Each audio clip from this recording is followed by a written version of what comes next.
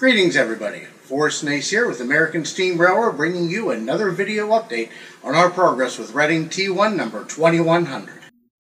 Now, for those of you that have been to the roundhouse recently, you may have noticed up on the sides of the locomotive they look a little bare. And that's because we have removed the 3 air tanks here for the braking system. The reason being is these are the old style tanks, and while we could reuse them again, they would have to be tested every year. Our preference naturally is to replace them with a modern welded style tank at about $2,500 a piece. We've kept the old ones to use as a pattern for the new ones to be made should funding come in. But if not, we can reuse these old tanks. We just have to test them every year. For everybody here, we have the inner side sheet for the engineer side. That would be the right side.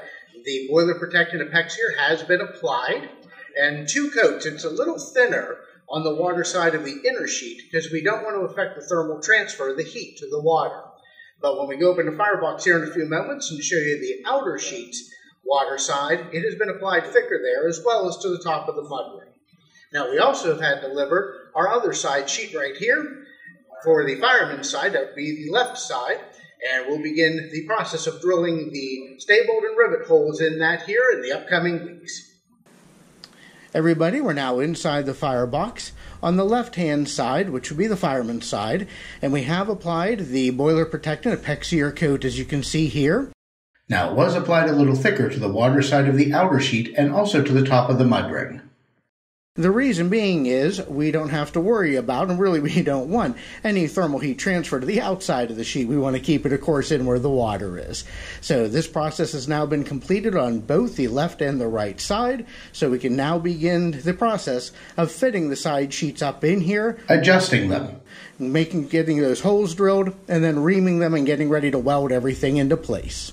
Well, everybody, we're here on the outer sheet of the fireman's side of the locomotive. And there is an 8-inch by 13-inch section here that's shown some slight cracking.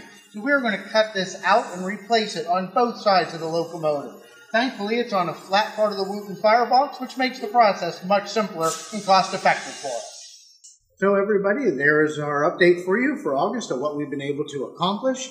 We want to thank, of course, our generous donors whose contributions have made this work possible, as well as our wonderful volunteers who are here almost every weekend working on the locomotive, and, of course, our professional contractors.